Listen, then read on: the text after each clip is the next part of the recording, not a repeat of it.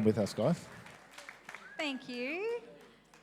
Well, welcome. So what we're going to do is talk about a couple of things Sorry, I just slipped off that. We've been married nearly 25 years, and then we've been pastoring for pretty much the same, maybe a few years longer than that. And as pastors, you get to the privilege of being involved in people's lives, obviously. And then one of the elements of that is we did a lot of pre-marriage counselling and marriage counselling with people. I'm a counsellor as well, so it's something that we've often done for young couples who are remarrying, couples who are marrying later in life, who've never been married, so the whole spectrum of different types of people. And so in preparing for this session today, we sort of thought, let's kind of condense down to the three major things that pretty much we focus on the most in pre-marriage and marriage counselling, and probably the three things that we are constantly working on in our marriage. And anyone who's married knows you never, ever arrive. This is your life's work, and there is, there's seasons, there's stages, there's all sorts of reasons why certain things change in marriage, and we've got to constantly be able to adapt to those things.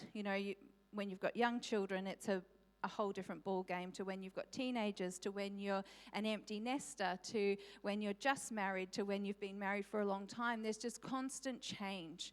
And so these are three things that we kind of felt like we're just constantly trying to keep on top of, trying to keep in check, and trying to help other people with. So we hope that this is helpful for you today. Did you want to say? Yeah, we might, let me just read 1 Corinthians 13, verses 4 to 8. Now this, if you've been to any wedding in your life, you will most likely have heard 1 Corinthians 13 read at a wedding. Maybe you had it at your wedding. It gets used at most weddings, and yet it's not even actually in speaking about the context of any kind of marriage relationship. It's not actually speaking about married love or even romantic love, and yet this is what always gets used. Let's just look at it for a moment. 1 Corinthians 13 verses 4 to 8 says, "Love is patient, love is kind. It does not envy, it does not boast, it is not proud. It does not dishonor others, it is not self-seeking, it is not easily angered. It keeps no record of wrongs. Love does not delight in evil, but rejoices with the truth. It always protects, always trusts, always hopes, always perseveres. Love never fails." Or I like the way another translation puts it. It says, "Love keeps on loving." Now, like I said, not speaking about, when Paul writes this to the Corinthians, he's not talking about marriage. He's not even talking about romantic love. Does that mean we can't use it in our weddings? Does that mean if you use that in your wedding, then, no to you, you've taken the Bible out of context? No, obviously it's speaking about love, the big picture of love and what love is and what love is not. But the word that's used there for love all the way through, I'm sure you've heard there's all different Greek words for love. This word is the word agape, which is the same love that God has for us. It's that unconditional, sacrificial, never-ending kind of love. And so Paul writes and says, I want to give you a picture of what love is. And he's actually talking about in the context of human community and the church operating together effectively. There needs to be love at the middle of all that. So with that in mind, just sort of prefacing that, no, even though it's not talking about marriage love, of course it's talking about love, and love, it needs to be at the core of our marriages.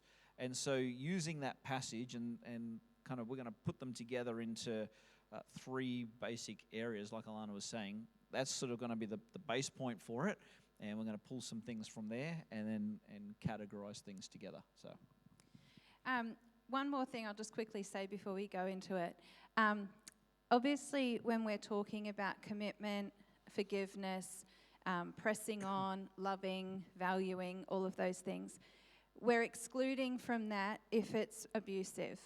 And if you're in a relationship that's at all abusive, that's got any elements of abuse to it, please don't apply these things to it. Please get help. Please come and talk to one of your pastors or to whatever services are available to you. Let's apply wisdom, and we're definitely not encouraging people to stay in abusive situations. So just so that we're all on the same page with that. Okay, so the first thing that we're going to talk about from the first part of that scripture, but also just from our own experience, is value. So we're talking about love is patient, it's kind, it does not envy, and it does not boast. And so it comes down to this value component. And I like to think about value as kind of like a scale, and different people use different illustrations for this, but pretty much the value base of a relationship is like a scale. And there are times when it's not an equal playing field, sometimes for whatever reason. Maybe someone's walking through a season of grief. Maybe they've got some sort of thing going on in their life that's really hard. Sometimes the value shifts where one person has to really be the value giver there and go above and beyond, and they're not really getting much back. And that's okay. That's called life. But over the course of a marriage, or over the bigger picture, if we are both constantly thinking, what am I doing that adds value? Or what am I doing that removes value? Is this thing that I'm about to say adding value to this person and to our relationship? Or am I actually depleting our relationship of value by saying that, by reacting that way, by doing that? And when we think of it like that, we're constantly, it's not tit for tat, it's not that kind of thing, but it is a constant reminder that a relationship is two people in equal partnership. And in equal partnership, the goal should be to serve one another, to prop one another up, to show value to one another in an equal manner. Because it's not, when you get married, you're not just your own life anymore. And that's one of the things that people often struggle with, especially early on. That the two become one. And so I don't remember at what point it was in our marriage, but I remember that there was a number of years in where, I don't know if it was you that kind of used this idea of value in something that we were talking about, but it really just made a lot of sense. That, if I speak that way or if I handle a situation that way, that's devaluing Alana. And that can be in any part of your relationship, any part of your marriage. But looking at everything that we do and say and how we respond and how we act and what we expect and what we require and all that sort of thing, all of those, if we see it from the point of view of am I building value into you or not, it's a game changer. And in this idea of adding value to each other, it means that I'm not trying to change you and make you into somebody else. I want to add value to who you are, and I want to speak and communicate value to who you are. There's the old joke about the girl getting ready to be married, and she's stressed about it and worried about getting things right on the day, and the minister says, it's all right, all you got to think about is these three things, right? You focus on the aisle, right? You're going to walk down the aisle, and then you're going to get to the altar, all right? And then we're going to sing a hymn, all right? And so just get through those three steps, and then you'll be fine. We'll take it from there. And so she gets there on the day, and she's waiting at the doors of the church, and she's thinking, aisle, altar, hymn. Aisle, altar, hymn. Aisle, altar, hymn. And which often is what can tend to happen. Either way. The things that attract us to each other at first can be the things that become really irritating after, there's a loud amen, after 10 years. You know, a guy can say, oh, I love the way that, you know, she's so easygoing and she's spontaneous and she's just, you know, everything's just a breeze. And then 10 years later, he's like, she's never on time. She's just, you know, it's just happy-go-lucky. There's no structure. There's no, you know, or she's thinking, oh, you know, he's just, I just love the way that he sits and listens to me talk. I can just talk and share and he just listens and he listens. And then 10 years later, she's saying, why don't you ever say something? But it's, you know, we're not trying to change. We want to add value. So we are both the absolute complete opposite of each other in every single way. And that's often what happens. Opposites do attract. And it's very rare that you find people who have the exact same likes, personality type, love languages, where the marriage actually lasts, or even that they even do get married. And so it's been really important for us. I remember our very first Christmas together, and I love Christmas. So I am a gifts person in my love languages. And so I was just all about the gift. I got it early. I saved up money for it because I didn't want him seeing it come out of the bank account. I had chosen this thing I knew he was absolutely going to love, and I wrapped it all up and I put it under the tree, and I was so excited to give him this gift. And at the same time, because we got married on love, we did not have money. And at the same time, he had bought this most beautiful card and he'd written the most incredible words in it. And as you heard before, I'm not a words person. And so his love language... I had a poem and everything. It was beautiful. His love language is words. And so we're sitting there expectantly on Christmas morning and we exchange gifts, and I'm looking at this card going, where's my gift? And he's looking at his gift going, where's my card? And we completely missed the mark. And that's what happens. We often try and show value to the other person based on how we like to receive value.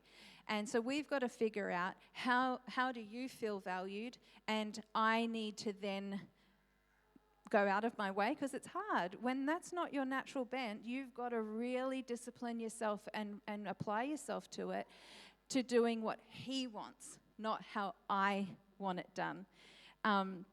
So it's really important, if you've never read the 5 love languages or you've never sort of delved into that, figure out what these things are and how you can go about that. And maybe it's just a conversation. Maybe you just need to sit down and talk about it. Do you feel valued by me when I do this? Or the other person saying, I actually really don't. It does nothing for me when you do that. And figuring all of those things out. Yep, we can't stress that enough. You know, the 5 love languages book, like, it's an old book now. And maybe who's never read that? Who's never read the 5 love languages? Okay, wow. Get a copy of it. You know, like I said, it's old. It might be a little outdated in some of its language, but the principles are powerful. That essentially all of us are motivated by one of 5 things, and often a combination of the 5, which can be words of affirmation, acts of service, quality time, gifts, and physical touch. And so those 5 are the basic ways that people feel and demonstrate love. And because of upbringing or personality or hardwiring or DNA or whatever, or personal experiences or whatever, some feel it that way, some don't. But whatever your natural bent is, that's what you're going to tend to do. And so often conflict, we'll talk about conflict in a moment, so often conflict comes about because there's a disconnect in the love languages. And, you know, someone thinks they're showing love and communicating love, and it's just not being received, not being felt at all. And it all comes back to value, because you feel like, well, you don't do this, why don't you ever, and you always, and you... Really, it's a statement of value. I'm not feeling valued.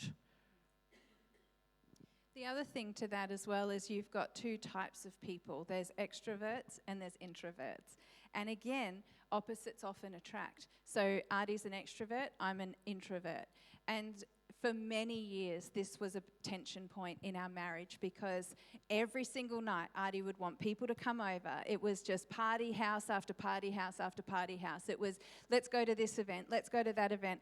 And he's the kind of person that will go to an event and has to talk to every person in the room, no matter what event it is, whether we're running it, whether it's a church thing, whether it's complete. Like sometimes I look at people and I just think, I actually have said to him sometimes, I think the waitress thought you were actually cracking on to her because he just talks to people and she's like, right in front of your wife. I want to know, where are you from? Yeah. What are you, how long have you been here? These questions.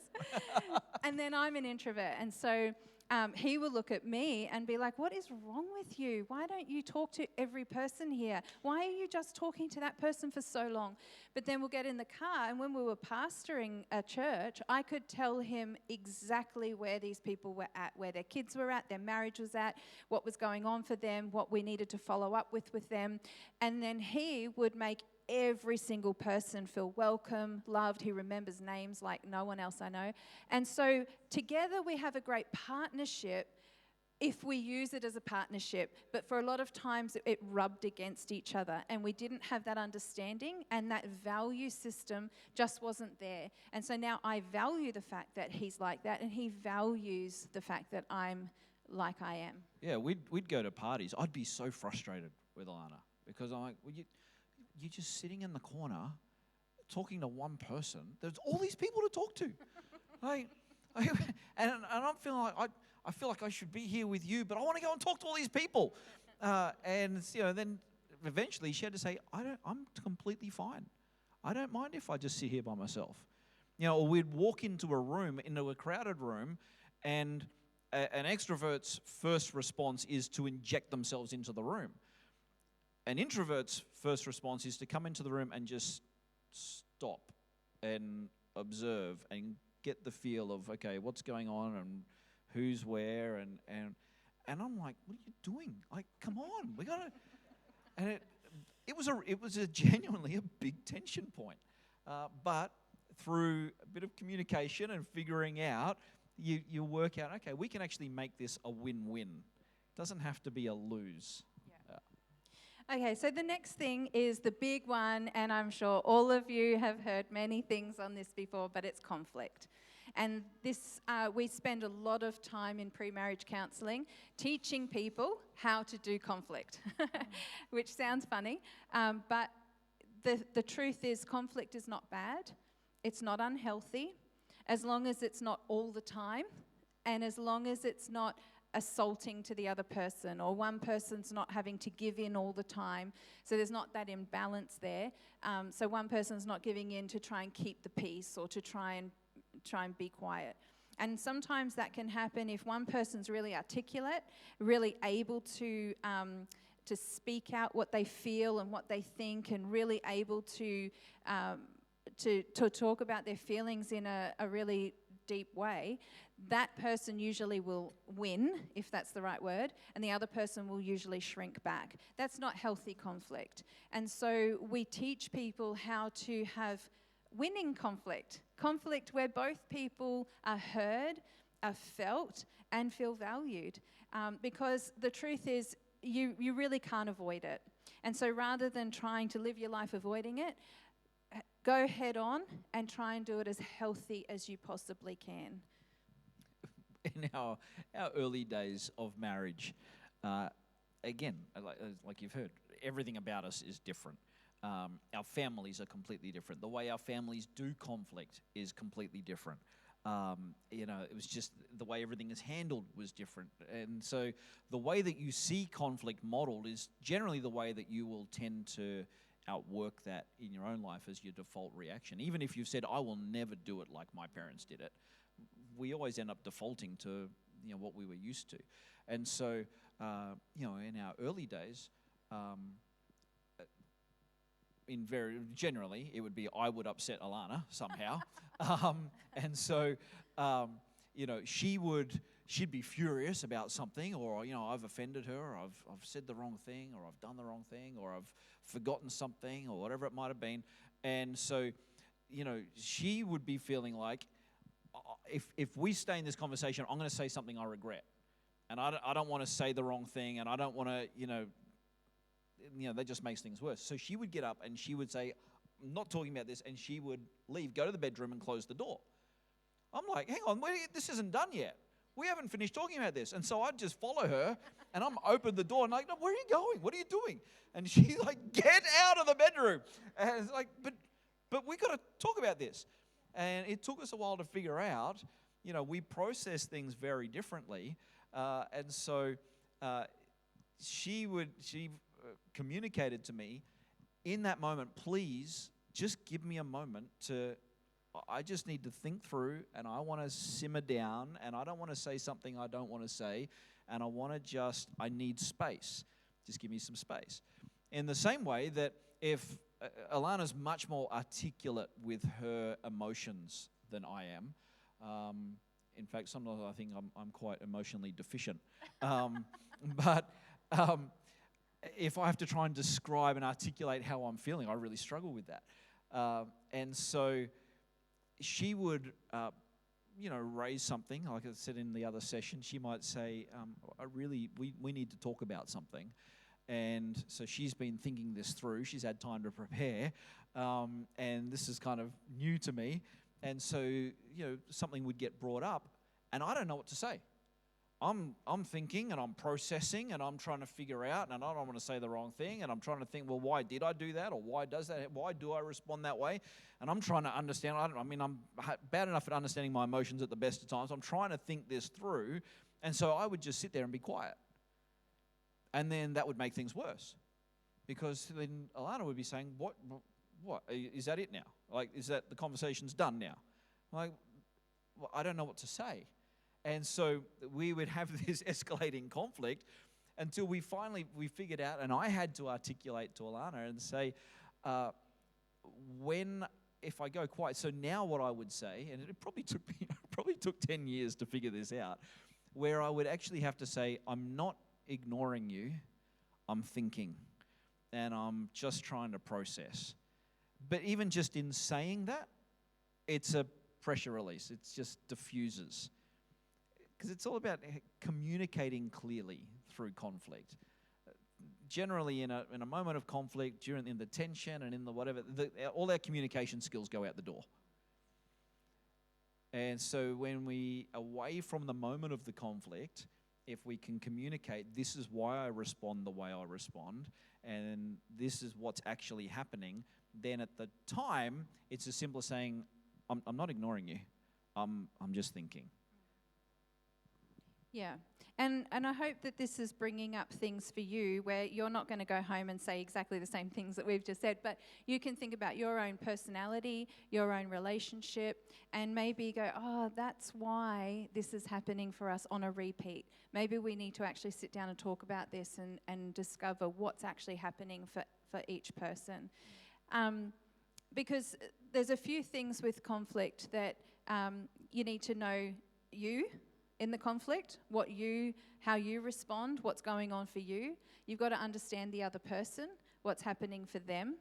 And then you've got to be able to maneuver so that both of you are having equal say, I guess, or being heard.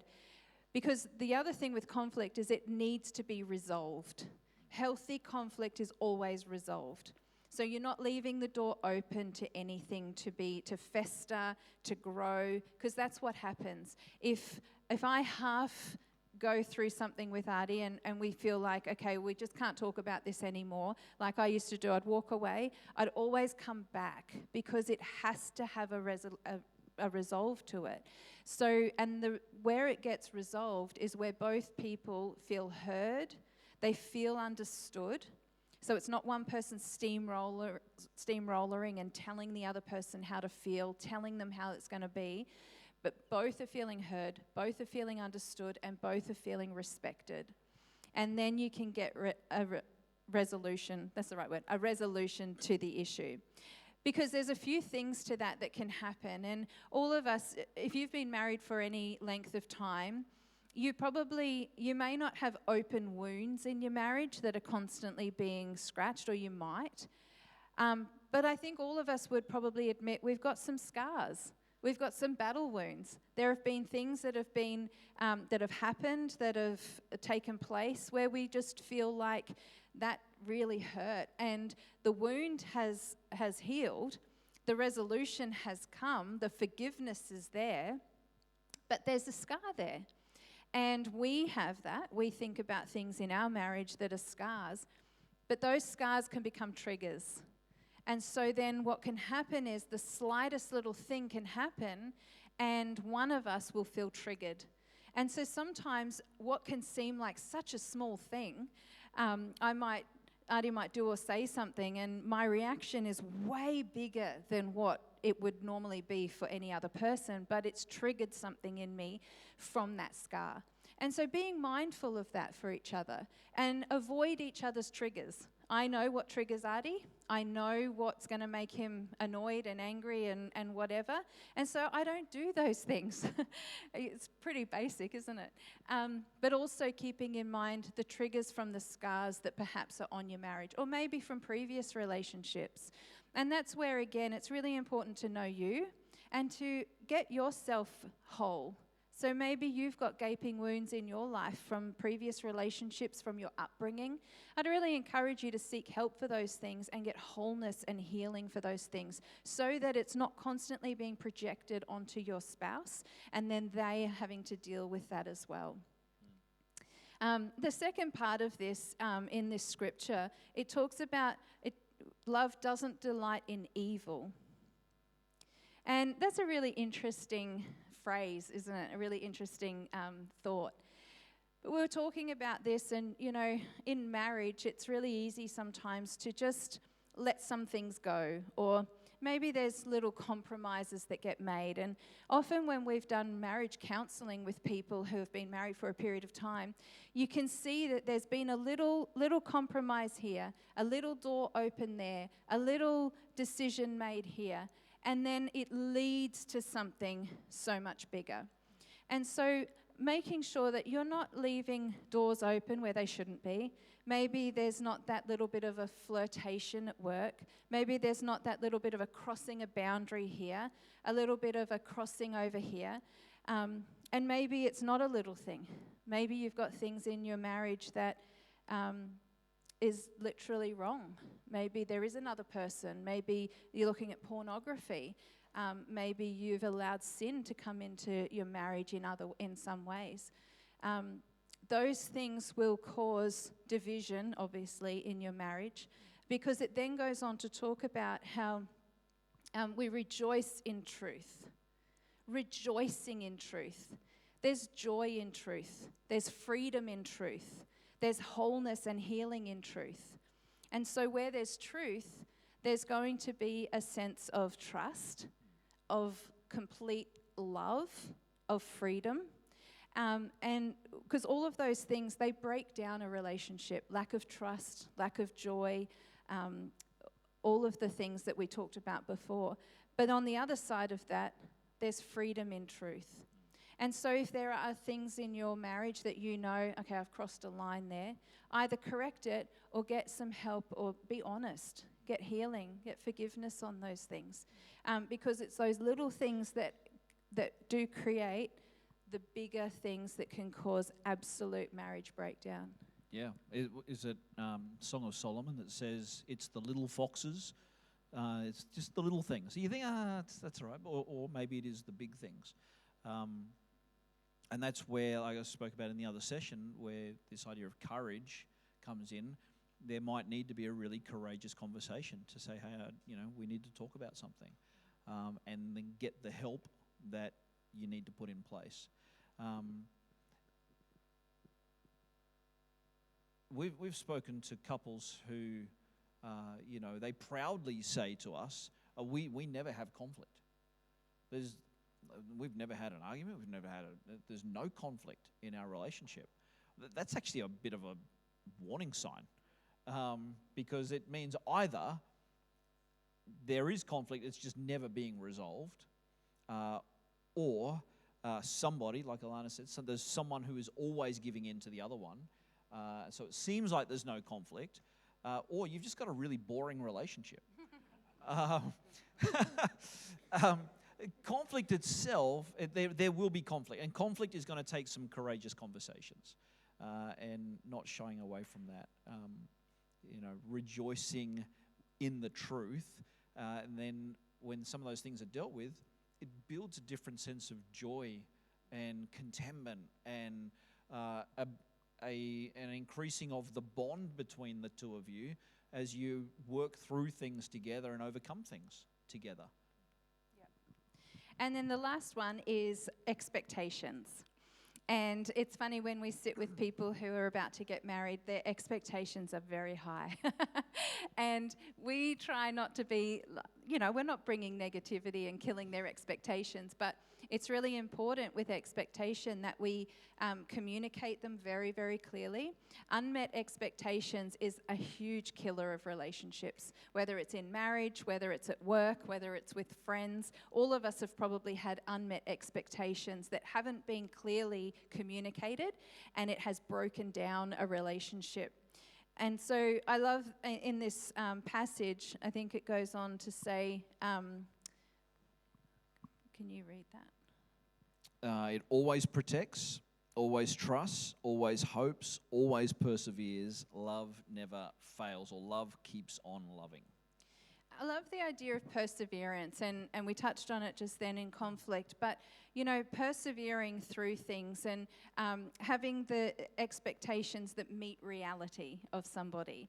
I think when we were first married, I put Artie on an absolute pedestal, and I just thought he was just the bee's knees and was just everything, and he was my friend, he was my husband, we did everything together. I expected him to solve all my problems. I expected him to bridge all my gaps. I put so much expectation on him. And it was unfair because no one can live up to that. I needed to have my own friends outside the marriage. I needed to get my own healing outside the marriage. There were things I had to work on. And so I couldn't then blame him for not meeting those really unfair expectations. But we can do it really easily with each other. We can have unmet expectations and things that we don't communicate our expectations clearly. So then we get upset when the other person's like, well, I didn't even know you wanted me to do that. I didn't even know you expected that from me. And that can be in simple things too. So like we were just away for a week of holiday a week or so ago for our 25th anniversary. And, beforehand, Alana said, all right, let's just talk about this week and our expectations for the week, because she's like, I just don't want every day to be, okay, what are we doing now? Where do you want to go? Do you want to do this? Do you want to go there? Do you want to? She's like, that's not my expectation. And so we just talk about it. Okay, what do we want this to look like? So it's in the seemingly small things, which then flows right through to the big things, in every part of your relationship. Sexual expectations, whatever. You got to have those conversations. What am I expecting? What are you expecting? And let's work this out. It doesn't mean that there's always going to be complete agreement on everything, but we are communicating our expectations, and then we're trying to, in love, we're working together with each other, so we make it a win-win as much as we can. And then another part of this passage, it talks about love hopes. And I love that. I think it's really important for couples to dream for the future, have hope and expectation for your relationship in the future. We're coming to a point in our life where at the end of the year, we'll have 3 adult children. And that changes the dynamic of our home. And then in the next coming years, they're going to get married. One of them will get married, one of them will move out. And we've got to now look at our life and go, okay, once they're gone, what do we have? And what are we hoping for? And what are we building into so that when our conversation doesn't revolve around kids and playing the Tetris game on our schedules every day and figuring out who needs to go where, when all of that's gone, what are we going to talk about? And building into that dream and that hope and that expectation, one of our kids on their 16th birthday, Artie had an absolute meltdown. Seriously. And she actually had to say to him, "Dad, you need to stop." Well, there's kind of a common theme through our family, isn't there? But so I was turning 40 on the 5th of March. She was turning 16 on the 8th of March, which meant that, I don't know what it's like in New South Wales, but in Queensland that meant she can get her learner's license. And so I'm just starting to think, I'm 40. My life's nearly over. She's 16. She's getting her driver's license. In no time, she's finishing school. She's going to uni. She's moving out of home. She's an adult. She's gone. And I'm starting to, like, this is all happening way too fast. And I really was. I was having a meltdown. And our 16-year-old daughter sat on the lounge. She said, "Dad, you got to pull yourself together. I need you to be happy for me. This is really exciting for me." I was like, yeah, of course, you know. Yeah, and it's a funny thing because I absolutely love being a mum. I love parenting my kids. I love my kids. But each milestone like that actually makes me really excited because I feel like we're one step closer to them being independent and us having us. And once we sort of talked about that, and Artie started to feel like, yeah, actually I can get on board with being excited. And it's that hope for the future. So we're not going to sit there and mourn when our children leave home, are we? We're going to celebrate because, firstly, we've done what we were supposed to do, which is create independent, employable, lovable people. But then also, we've got then a chance again at a new relationship in a lot of ways, a fresh start, a new era of our marriage, and it's exciting. And for me at that time, really, it was a reminder of, and I joke that, my life was nearly over. I was 40 years old. But it was a harsh reminder of our mortality. That, I'm kind of, halfway or almost halfway or whatever through my life. And so where am I? And so it was more about me. It was nothing about everything else that was happening with her. It was about what was going on in me. But as part of this expectations thing, it always hopes. Always hopes. And there is always hope for our future. There's always more in store for us, no matter what stage we're at. There are mature people in this room. There is more in store for you, no matter where you're at and your relationship at the moment, and whether you are married, not married, or whatever's going on. There is always more in store for us. God always has more ahead for us, and so it's a shift of expectation to go, okay, it's getting beyond just this moment right now and looking at the big picture. What are we creating and what are we building together as the shepherds? What are we building as a couple? Where are we heading? And one of the things that helps that is having some things that you work on together. So having some projects, or having some fun things, or having some goals that you're working towards. And literally sitting down and saying, okay, here's some things we're going to work on this year. One of the best things we did in the last, I don't know how many years ago now it was, but we had a significant amount of credit card debt just through some different things that we had done. Some things that hadn't worked that we thought would, or things that we'd invested into, or whatever it might have been. And so we were kind of just balancing that. And we sat down together and worked out a plan. Okay, how are we going to deal with this? How are we going to set a long-term plan? And it was something that we worked on together and, really just kept each other accountable for. And then the night that we were able to take our kids out for dinner, and we said, we just want to let you guys know this is what we've worked on the last couple of years. And now, we're debt-free, whatever it was. And it was just like, that was a big achievement together as a couple, which has then released us in a whole different way to be able to focus again for the future. Yeah. And then the very last part, and because we're out of time, is that love loves. I love that. Love loves. It just doesn't stop loving. And the truth is, you've probably all heard it, love is a choice. It's not just a feeling. There are feelings that come with love, but it's a choice that we make. And, you know, there are going to be times in your marriage where it's easy and it's just full of love and happiness and light. And then there'll be times where you just have to choose every day, I choose love. And everything that comes with that, which is what we've just talked about.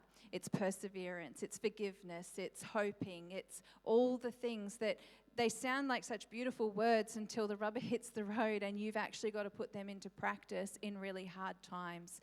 And it is a choice that we make. And for us, we made a choice when we first got married. I came from a home, as you heard before, my parents did divorce when I was young. I know the effects of that on a person, and there's no judgment. If you've been divorced, you know, God restores, rebuilds, it's all good, but I don't want to choose to do that if I can help it. Sometimes we can't help that. So for us, it wasn't every time we had an argument, all right, I'm out, I'm done with you. It's I'm choosing to stay. I'm choosing to build. I'm choosing to forgive. I'm choosing to restore. I'm choosing to love. We've counselled couples who, you know, and you do the surveys, prepare and enrich surveys. I don't know if you use that here or not, but a tool just to look at where a couple's at. And we've had some couples come to us who are, you know, they're in a really bad way.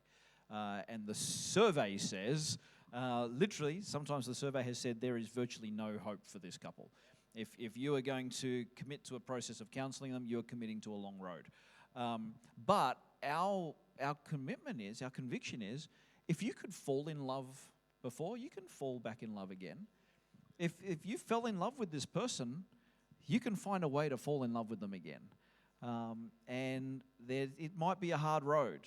It might be really challenging. But there can be a way, and we can find a way.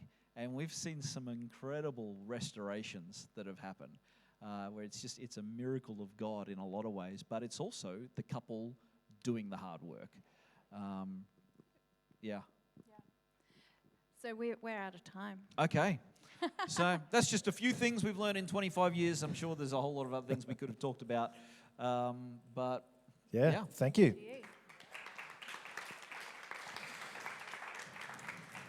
All right, so Elective 1 is done. Now we're up